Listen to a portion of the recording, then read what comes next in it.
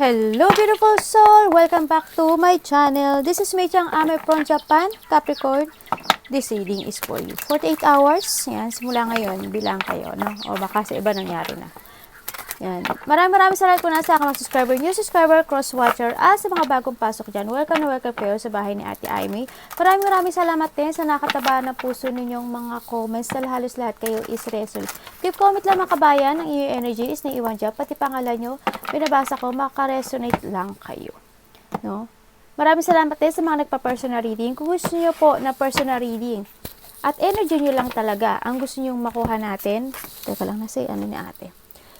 Nasa baba po ng video na to, how to contact me para po sa personal reading. This is a general reading, kabayan Capricorn. Kuhanin mo lang sa'yo at itapon ang hindi naman para sa iyo. Maaring ito is vice versa, maaring energy mo, energy ng person mo, energy ng malapit sa puso. Maaring nangyayari o mangyayari pala. Okay, so nakita ko sa'yo dito, may malapit sa puso mo, no, na kailangan ata na mag-recharge, mag-heal, kailangan ng mental peace, or maybe ikaw to, no? Naaring anak mo, basta malapit sa puso mo. O doon sa passion, siguro loved ones, no? Ganun din yun ate, eh.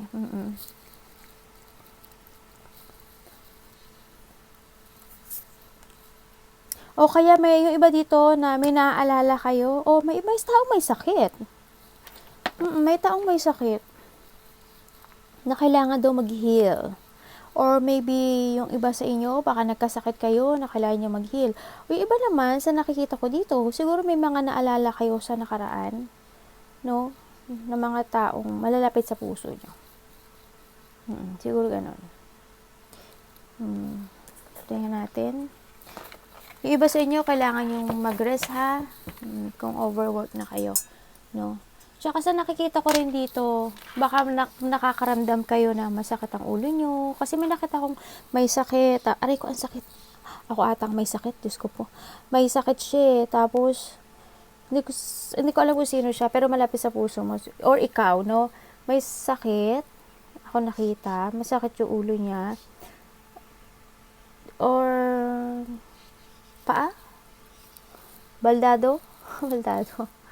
Iba dito siguro nakasaklay. Basta masakit yung paa or hindi makalakad, something gano'n, no? Baka makaramdam kayo din ng gano'n sa nakikita ko dito. Sa nakikita ko sa'yo,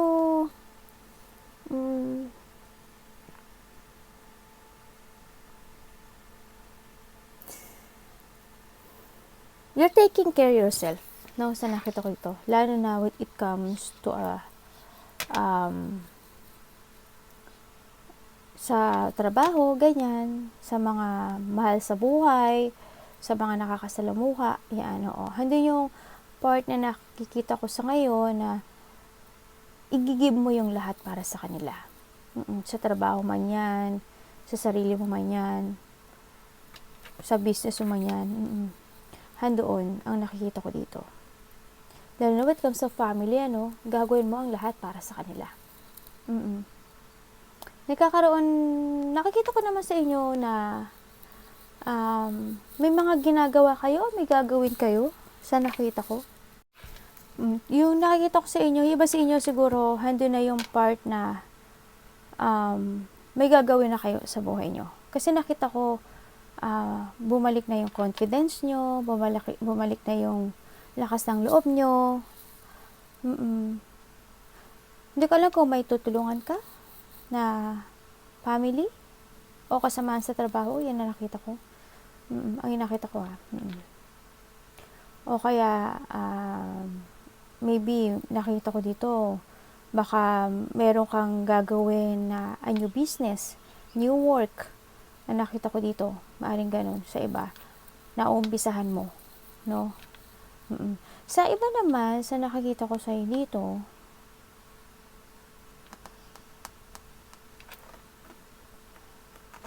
may tao dito na maybe ikaw rin ito or vice versa, may tao dito na gagawin niya ang lahat. Gagawin niya ang lahat when it comes to a family.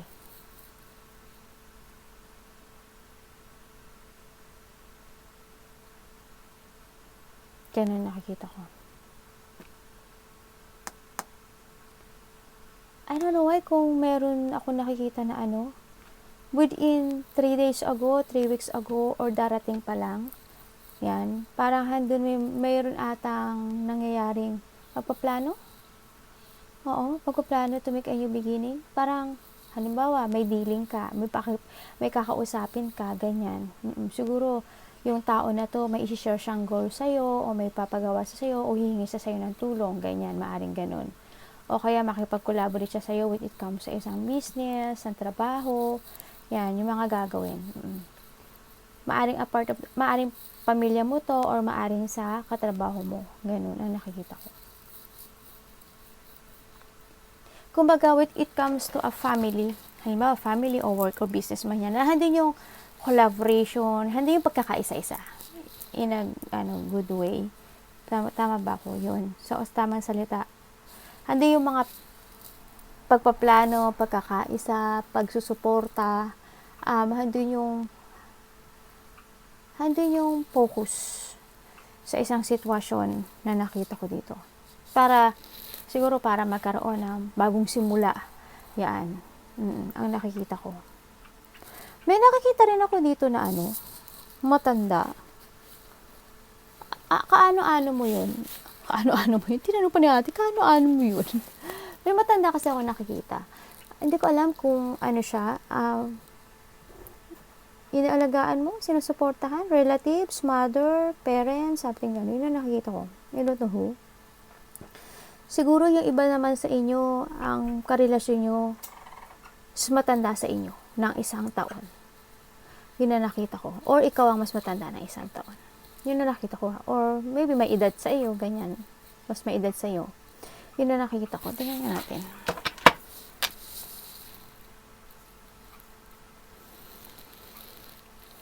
Okay.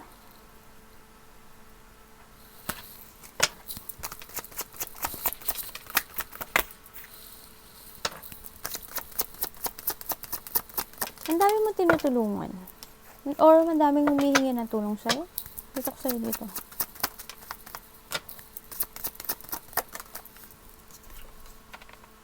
Oh, bumaliktad siya. Nakatayo siya dito, oh.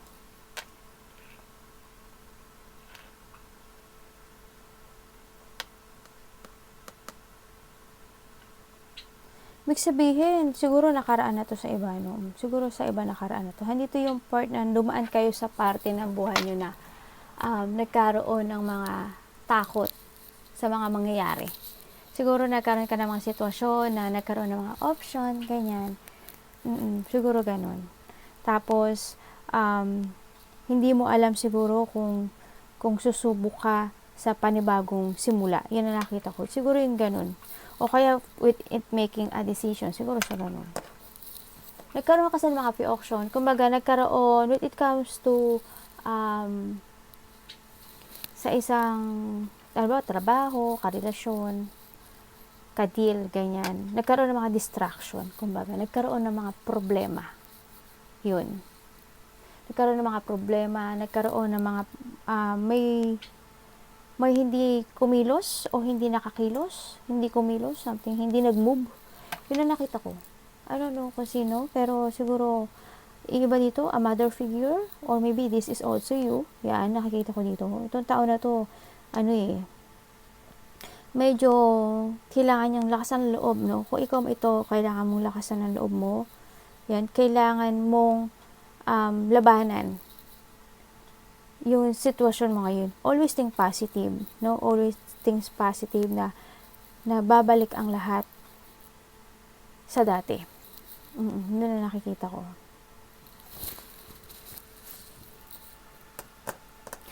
Nagkakaroon yung iba dito, handito kayo sa part ng buhay ninyo na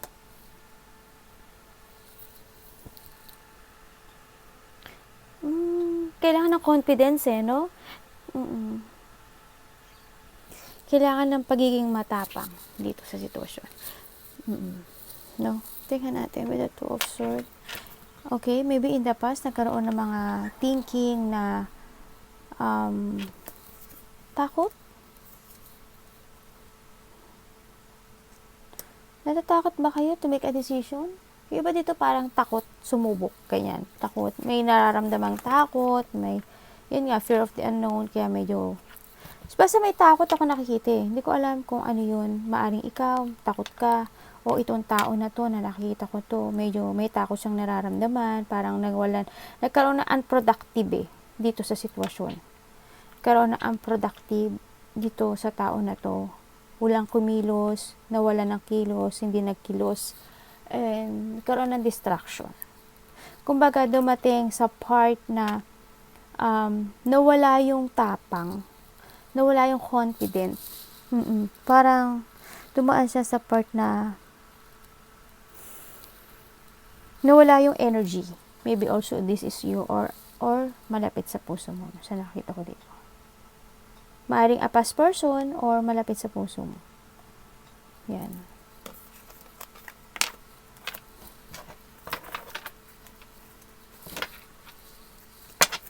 Ano po si King of Pentacles?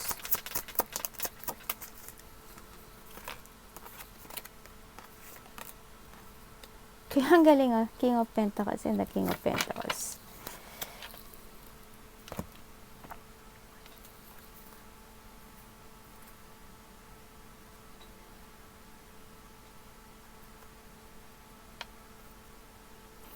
Okay. Ibig sabihin, dito sa sitwasyon na to, na may mangyayari talaga na simula. No? May mangyayaring simula sa isang foundation, family, work, business, kaperahan, yan. Magkakaroon ng simula, bagong simula, magkakaroon ng growth or magkakaroon ng magandang ikakabunga ng sitwasyon na to, no? Ang nakikita ko dito. Nagkaroon yan ng distraction, as in, no? In a foundation, no? Maaring sa relasyon mo, sa family mo, sa trabaho mo, o kaya sa pag-iisip mo, yan, nakita ko. Iba dito, na dito kayo sa part na parang you want to protect someone, or gusto mong depensahan, o ikaw, sarili mo, baka protektahan mo, o yung business mo, yung trabaho mo, ganyan. O kung ano man yun, handuin yung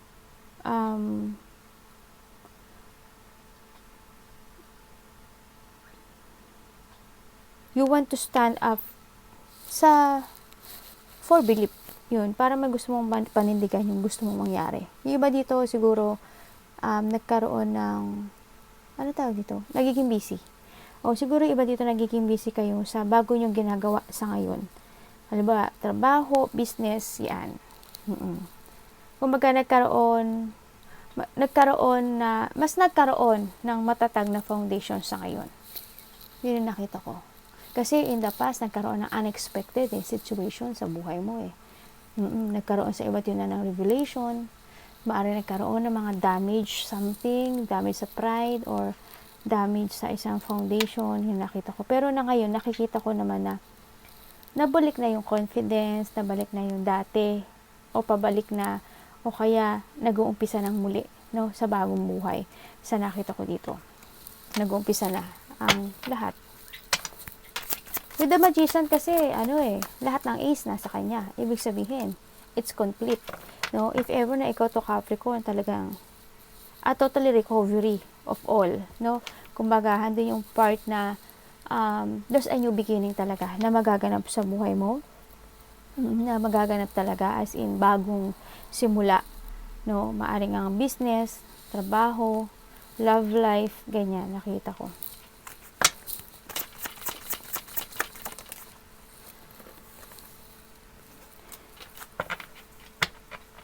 Pero hindi yung dumaan kayo sa parte ng buhay nyo na talagang nakikita ko naman, oo, napaka very workaholic mo kahit na alam mo na hindi na yun yung gusto mong gawin sa buhay mo when it comes to a work or yung mga ginagawa mo sa buhay. Oo, hando na yun, nabuboard ka na sa, iba dito nabuboard na sa work nila, ganyan, as in, nagkaroon ng mga dead end roads. Parang may mga nangyari na sitwasyon na nangyari na noon, na nangyayaring muli sa ngayon, no? Pero sa nakita ko naman sa'yo, sa iba sa inyo, na kailangan yung maging magician, no? Iba dito, siguro, napagdaanan nyo na yun, yung sitwasyon na yun, no? Na na naging carelessness kayo, nawala ng confidence, yan. May tao na nawalan kasi ng confidence. And then, nakita ko naman, with the Magician, ibig sabihin, there's a new beginning or may bago na talagang simulang pag-asa, sigla, yung nakikita ko. Parang yung manifesting something na nangyayari or mangyayari na, no? Siguro, kung yung hindi pa man, you need to take it action, no? Yung nakikita ko dito. Kasi siguro in the past, nagkakaroon ng mga lack of effort to something, kaya nagiging repeated yung mga situation. So ngayon, this is the time na kailangan mo naman ng calm water, no? And you need to look to the future kasi nakita ko naman you are the Magician. Yes, ando na yung part na you look to the future and you release all the baggage na nakakabigat sa'yo. Hindi na yung na-overcome na rin mo or itong tao na to yung mga obstacles sa buhay niya, yung mga hirap, pagod, as in nagkaroon na ng changes when it comes sa'yo or sa tao na to or vice versa. Oo, nakita kong ganon, as in yun nagkaroon na ng acceptance to all. Kumbaga siguro kasi lahat naman ng mangyayari sa buhay natin is a challenge. Oo, and then talaga yung challenge na yun, nanindigan ka, no? Nanindigan itong tao na to sa nakita ko dito. And nagkaroon ng mga strong will, kumbaga. Yun ang nakita ko. Ando yung determination when it comes to ganun. So nakikita ko rin sa inyo, iba Capricorn. I don't know why, pero may mga tao rin na parang hindi ka ata gusto, lalo na when it comes sa kasamahan sa trabaho. Yun ang nakikita ko. Or kaibigan mo, ganun nakikita ko. Tingnan natin. O kaya, sa workplace mo.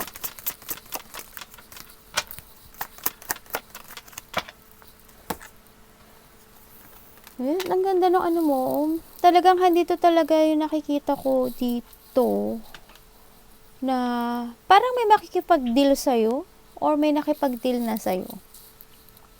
Oo, na mahalagang tao maybe sa'yo, no? Maaring nanay mo, maaring karelasyon mo, or maaring mga kasamahan mo sa trabaho. Yun ang nakita ko. Parang nagkaroon ng pag-uusap-usap o kaya nakita ko dito na maaring siya yung tao na pinoprotektahan mo, inaalagaan, maaring ganun sa iba. Tingnan natin.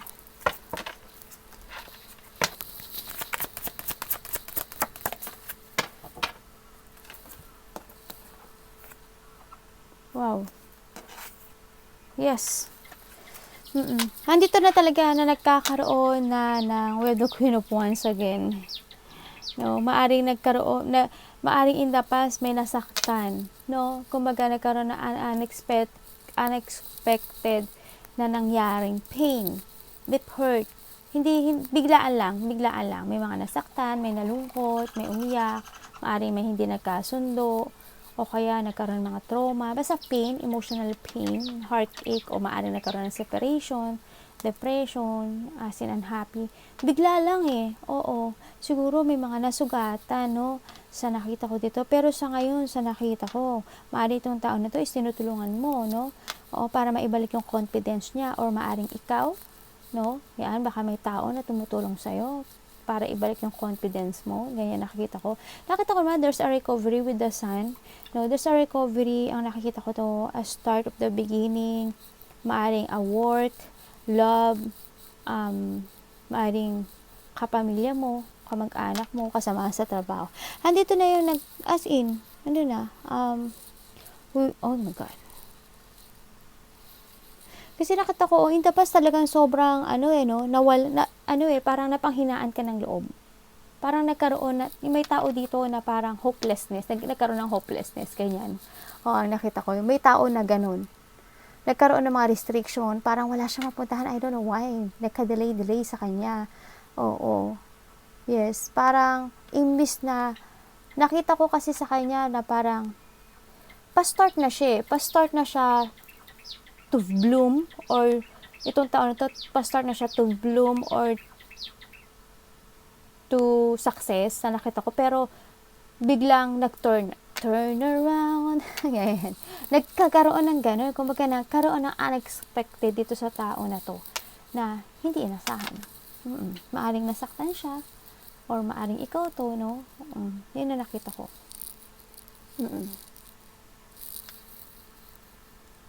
Yung iba dito,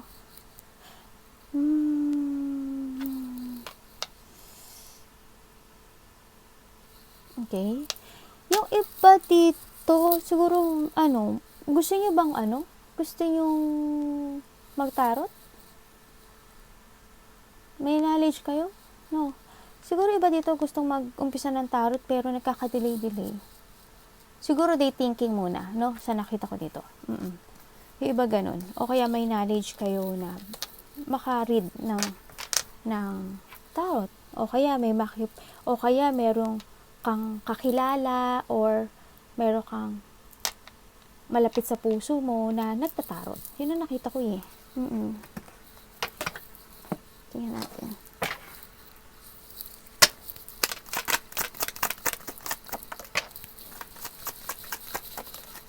Ay, nagbaliktad si Ace of Swords.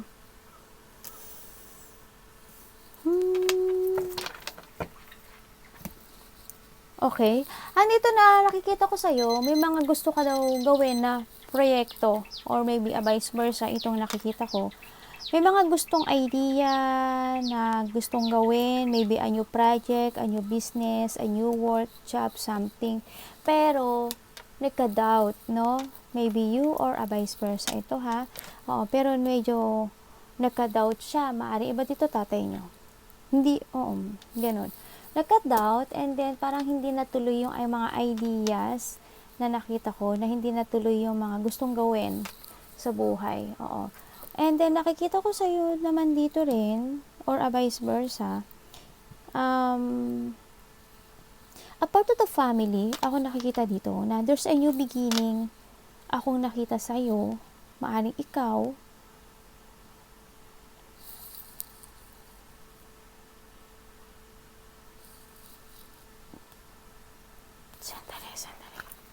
ano pwede kang malaman dyan? Nagkakaroon ng lack of clarity sa lahat. Okay.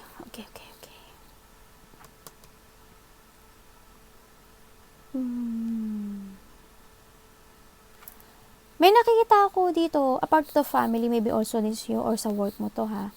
Nagkakaroon naman ng kaliwanagan. Nagkakaroon ng kaliwanagan, pero sa nakikita ko sa ngayon, hindi pa siya totally lumalabas sa akin na it's good. Nagkakaroon ng unproductive dito. As in, wala, nag-stop eh. Oo, nakita ko. Halimbawa, nagkakaroon ng mga creative block, nagkakaroon ng blockage dito sa sitwasyon. Parang nakikibaka to something. Maybe ikaw or a part of the family, itong tao na to, parang nakikibaka siya. Hindi ko alam eh, parang I don't know why, pero parang nakikibaka. May iba naman dito sa inyo na nakikita ko or maybe a vice versa, ikaw or a vice versa, na there's a past person or a part of the family ako nakikita sa iyo or maybe also you na medyo hindi ka nagiging totoo. Itong tao na to, hindi to nagiging totoo sa sarili. Yung iba sa inyo, hindi kayo nakipag-usap sa family nyo. Hindi kayo kaganon ka-open. Actually, hindi kayo ganon ka-open sa kanila. Siguro, very quiet person lang din kayo. Siguro ganon. Sa iba ganon eh. Oo. Yung iba dito, nagkaroon daw kayo ng mga missed opportunities, no? In the past. Yes, na hindi nyo na take it action, no? Yun, nagiging, siguro iba dito tahimik.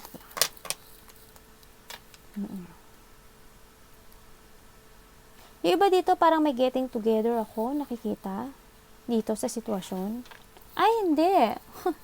Yung mga tatay dyan, siyempre, nakita ko yun sa comments. Father's Day pala, yan. Happy Father's Day sa lahat sa inyo, yan. Siguro, yung nakikita kong celebration is for a Father's Day, no? Sa nakita ko, kasi nakita ko, may magkikita-kita. May getting together, ako nakikita. So, iba dito, siguro, a reunion, ganyan. Siguro, a past person is baka makikipagkita sa'yo, ganyan.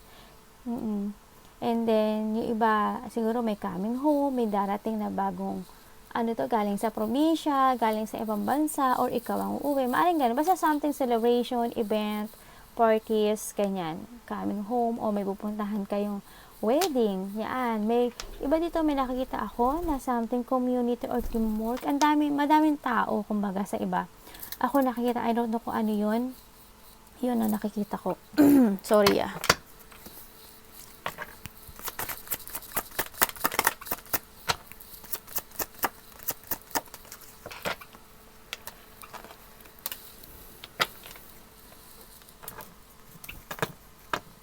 Okay. Meron talaga ako nakikita dito na a part of the family na kailangan mag-heal, no? Yan, kailangan niyang mag-heal. And then nakita ko yung pagiging weakness nitong tao na to. Maybe also this is you, no? Yan. Siguro ando yung part na may mga hinihiling ka sa taas, na mga pagbabago when it comes sa family mo, sa trabaho mo, sa work mo, o sa business mo. Ando yung siguro parang napanghihinaan ka na ng loob kasi hindi siya nangyayari. No, hindi agad siya nangyayari. Siguro ganun. May tao ako nakikita, I don't know kung a part of the family, ikaw, ganyan, medyo natatakot sa mga nangyayaring situation. Ganun na nakikita ko dito. Nagiging powerless, no? Kumbaga may tao ako nakikita dito na hindi siya stable eh. I don't know why, pero hindi stable. This is a time to change, ano? Or kailangan ng transformation, no? Yun lang kailangan. Hindi siya stable. Kailangan nating i-renew yung paniniwala natin. Always think positive. And huwag tayong mawawala ng pag-asa when it comes dito, no? Have faith lang. No, kailangan siguro ng revert kung sino man itong tao na to sa nakikita ko, no? Yung iba sa inyo may mga alaga siguro kayo. Hayop. Yun na nakita ko. Siguro iniisip mo rin itong tao na to, hindi ka lang siguro nagsasalita, pero iniisip mo yung tao na to na sana mag-heal na siya, ganyan. O iba ganun. Ganun yung ibang nakikita ko, ha.